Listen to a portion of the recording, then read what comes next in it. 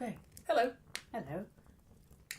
Shall I start? By all means, please go ahead. Good show. Yes.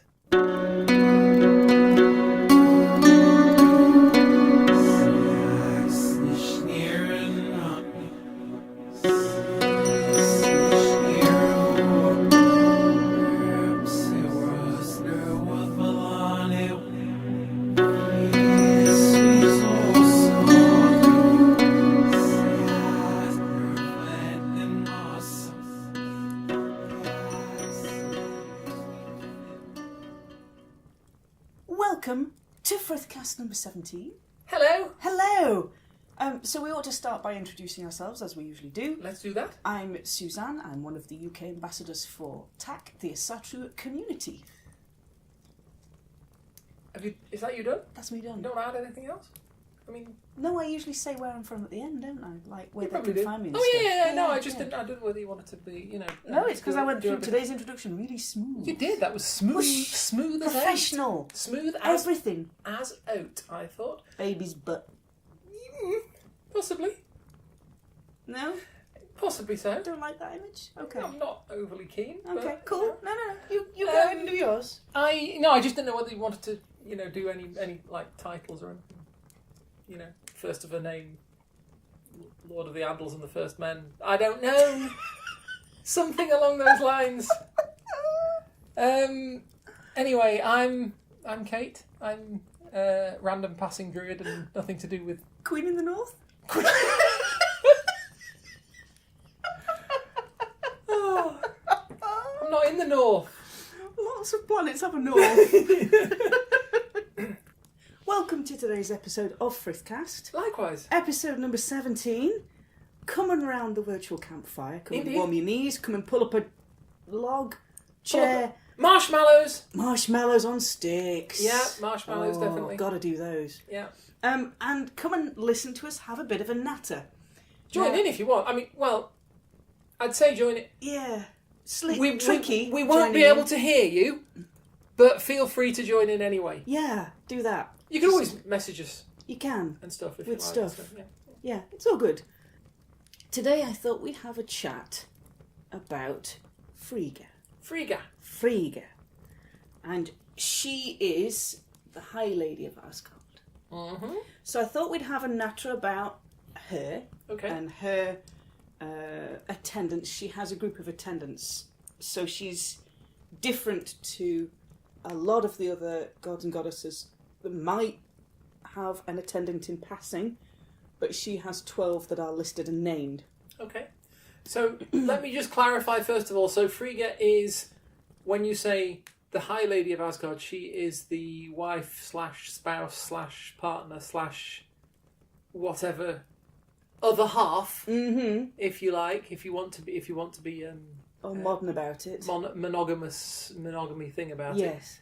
But in this case, Odin and Frigga are the ruling couple Yes. of Asgard. Yes.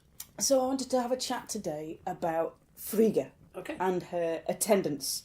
So she is not only the wife of the All-Father, she's also the mother of Baldur, the Shining One. Okay. And now her name, you'll sometimes see it written as Frigg, and sometimes you'll see it written as Frigga, with an A on the end. The Frigga version is the anglicised version of the Old Norse Frigg. Okay. As far as I know, either is acceptable. They're an interchangeable name. She lends her name to Friday. Yes. Frigg's Day. Okay, yeah. Before we start really getting into her and her attendants, there are a lot of discussions because she shares a lot of her influence and traits and characteristics are parallel with those of Freya. I have to admit, in the past, I have been known to get the two confused. Yes, yeah. There is quite a large and fairly spirited discussion that is ongoing. That is either Frigga and Freya are the same goddess, known by two different names, because they've got so many characteristics in parallel, Okay. or that they are two separate deities. So you've got kind of people on both sides. For me, they're separate. For you lovely listeners, they may be one and the same. Either way, it's all good. Is this one of those situations where, I'm not going to say necessarily syncretism, but is this one of those situations where you might have an Aesir and a Vanir who serve much the same function, or? I mean, is there overlap between? We're drifting off, I know, but is there overlap between the dominions of the Aesir and not generally, and the no. Vanir? Because I know the Vanir tend to be sort of nature gods, don't they? But I mean, if you look at Frigga and Freya, Frigg is, again, like Freya, depicted as a Volva, a practicer of Seath. Okay. And if you've not heard about Seath before, it's like northern paganistic shamanism, if you like. It's primarily concerned with looking at oracular, looking at changing the direction of strands of fate and affecting that, as well as understanding it. So it's working with spirit, it's working with shamanic journeying. For me, it's looking at that oracular aspect, the knowing of where a thread is going to go, where a life is going to go. And, certainly with Frigga, the ability to be able to change the direction of that life. Okay. Freya, actually, as far as I understand, is the one to teach Seath to the Allfather. Freya Okay. Is the one who teaches Seath to the Allfather, the ability to know, to understand. If you look at, we've talked before about the Old Norse poem Loki's Flyting. Yes. Where he sits there and he, what's the word? Oh, disses. I believe so. He disses the entirety of the company gathered in very specific and very personal ways. And he insults Frigg. It's not one of the smartest moves. Then Freya steps in and warns the trickster that Frigg knows the destiny of all living beings, with the implication that she can change it. So it might not be the smartest move he's ever made. This is somebody you pretty much want to keep on side if you have a chance. Exactly so. Like Freya, Frigg is also listed as having, in some of the lore it's listed as falcon feathers, in some of the lore it's, in some of the modern understandings it's a cloak made of falcon feathers, or a falcon cloak that allows her to change shape and become a falcon. Nice. Freya has it, and Frigg also has one of her own. It's lesser known, but it's still there. Right. So there's a lot of parallels between these two goddesses. For me, they're two separate beings. Okay. But for other people, they may be the same one. So, if in your own personal understanding, warning UPG stuff, you understand Frigg and Freya to be the same, that's all good and groovy. If you understand them to be two aspects of one goddess, that's all good and groovy as well. If you understand them to be completely separate beings, two goddesses worthy of worship in their own right, that's all good as well. Well, I mean, in the end, these are gods we're talking about. They're supposed to be difficult for humans to understand. Yes, yeah. So for Frigg, the way I understand it is she has dominion over things like love and marriage, where her own marriage being a prominent prospect. She has dominion over things like, in a way, over fate and destiny, in that she can see where it's going to go. She has that understanding of intuition. She's known as the sky goddess who weaves the clouds, so her spinning and her weaving, those are particularly strong images with her. There's a lovely picture painting of Frigg weaving, spins the clouds, and she's sat there with a spinning wheel, literally spinning them out.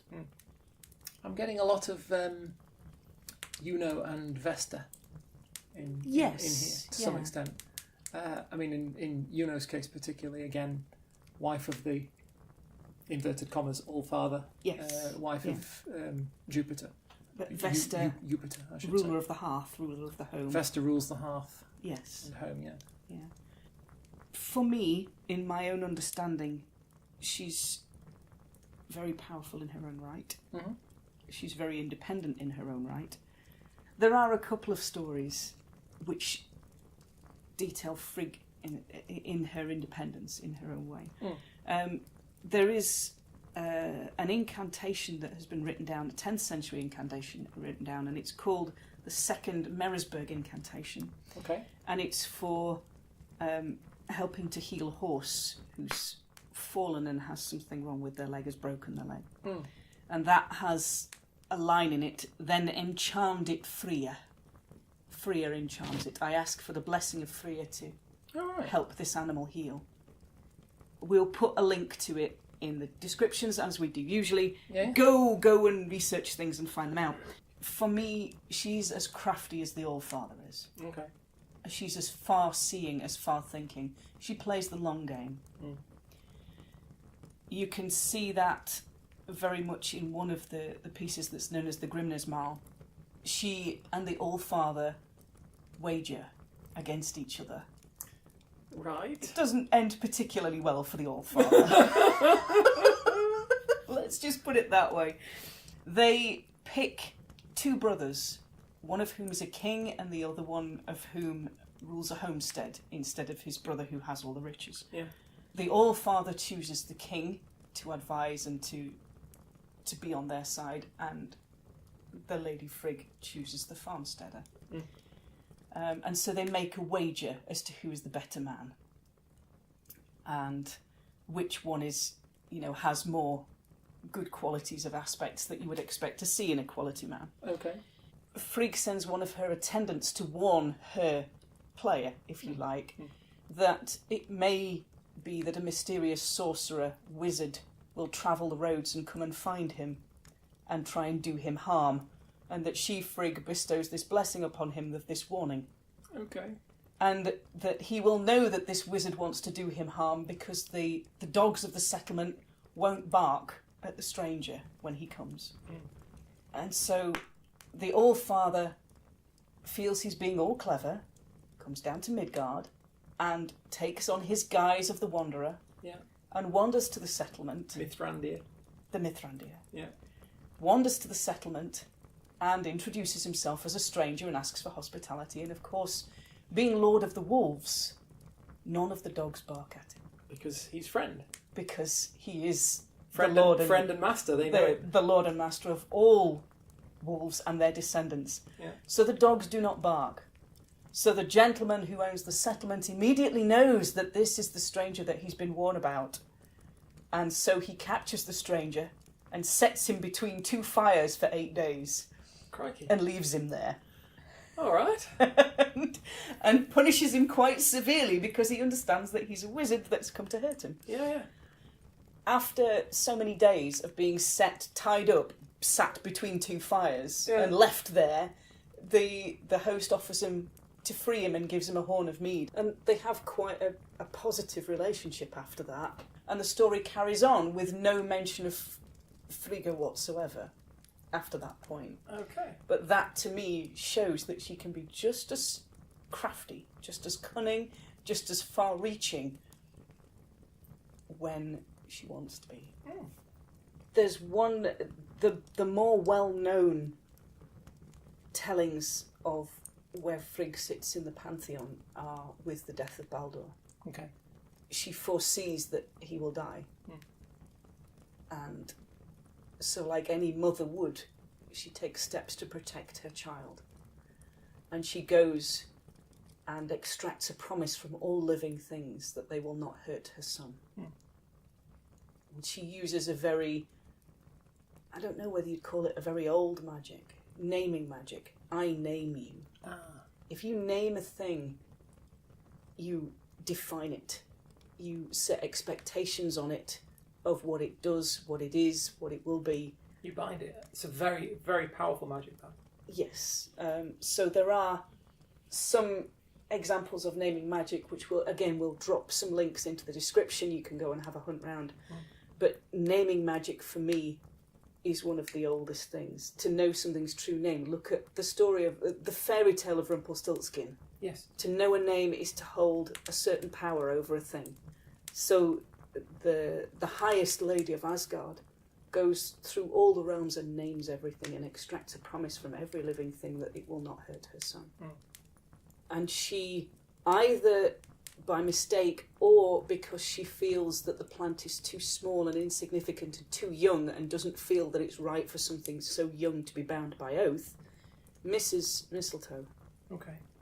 And doesn't extract an oath from that.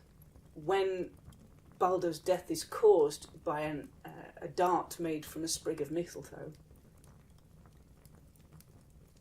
it's the one thing she didn't cover for. Yeah. And Baldur dies from that. And he's taken to Helheim. He journeys the Hell's Road and goes into the Lady Hell's realm and stays there. And such is the sorrow of his mother that she sends a messenger, Hermod, to go and talk to the Lady Hell and ask if Baldur can come out and go back to the land of the gods. And the Lady Hell says, well, no, this is what it is now. Yeah. But if every living thing weeps for your son, I'm not completely without compromise. If all living things will shed tears, then I will let him come back. And so she again goes to every living thing and asks it to cry, to shed tears in grief for the death of Baldur. And every living thing does, until she comes to the home of a very old woman who refuses. And because of that, the Lady Hell refuses to release him. And Frigga could see this coming. She knew where it was going to go, and she tried to divert it, tried to change the path of that. Couldn't. And her grief as a mother losing a child, for me, that's another one of her aspects. Another one of her spheres of influence. She understands what that loss feels like. So I wanted to finish off with a couple of prayers to Frigga. Now, I did say right at the beginning, she has attendants, and she has 12 that are listed. So one of these prayers lists each of those 12 by name and lists their individual spheres of influence. Okay. Now, some people understand that these are aspects of Frigga. These are minor aspects that she is also responsible for. Some people understand that these names are goddesses in their own right. The first one is about her hall in the Marsh, Meadows, Fensalir. And the second one lists those 12 handmaidens, if you like, or attendants. If you prefer, your understanding is that they're all aspects of Frigga, then you can still name those aspects. You're still paying respect to each of her areas of influence. So I'd like to finish off today's episode with those. Okay. We hope you've enjoyed today's episode on Frigga and her attendants. I've been Suzanne. I am one of the ambassadors for TAC, which is the Asatru community. You can find me on Facebook as Suzanne Martin. You can also find me on Twitter at Suzanne TAC. Drop me a friend request, drop me a comment, come and say hi. It's all good. And if for any reason you want to find me online, the best place to do that would be my little bloggy thing at glassrain.net. That's glass as in window, rain as in weather, all one word, .net, and my various accounts and profiles and things are linked from there. Okay, so we will talk to you all next time. Bye bye. Today we honour Frigga, Asgard's queen. Hail to you, mighty lady. Between the worlds with spirit's sight, the geese are crying. Women together wearing white, we wend from Midgard through the night. The reeds are sighing. Land wights bless the way we go, the geese are crying. Disir, help your children grow. For women's wisdom we would know, the reeds are sighing. Long lost the path that we would find, the geese are crying. Through trackless marsh our way we wind, with hallowed heart and mirthful mind, the reeds are sighing. Among salt meadows stands a hall, the geese are crying. Strength and grace in every wall, and room within to welcome all, the reeds are sighing. All hail the queen who rules within, the geese are crying. She takes the twisted fates we spin, and weaves us all into one kin. From the darkness of earth you arise, Fjorgvin's first daughter, bending like the birch tree at the bounds of the glacier. You are the stillness at the heart of the world. You are its silence. Rams with white fleeces roam free round your dwelling. In your hall stands a loom, none spin threads for your weaving. It's warped with the fates of the world. Only you can see the pattern. You sit at the head of the hearth. 12 maidens blaze around you, sparks spun from your brightness. In their faces you are reflected. You are the women of all the worlds. You are the beloved. Giver of law are you, high seat of sovereignty. All father councils kings, but it is you who choose them. You teach magic to queens. You give names to nations. Golden the god you gave birth to, but betrayed by Laufey's son. All this you know, but say nothing. All mother, all here are now gathered, folk together wanting your wisdom. Holy One, hearken, hear our words. These are the faces of the goddess, candles lit from her hearth fire, water flowing from her well. We honour them all. We honour Saga, who knows the names of the ancestors and all the old tales. Ira, the silent child of Adhumla, the ancient healer. Gefjon, who gives before we even know our need. Fulla, who guards the secret of the mysteries. Siofan, the one who inclines the heart to love. Lofen, giving us permission to follow our dreams. Sin, our advocate, who wards the doors we need to close. Hlin, the protector, who shields us from harm. Var, who hears all oaths by the holy hearth. Vor, who knows all secrets, expanding awareness. Snotra, the wise one, who always knows what to do. Gnar, who soars high, carrying Frigg's words throughout the worlds. Handmaidens to the holy queen, we honour all.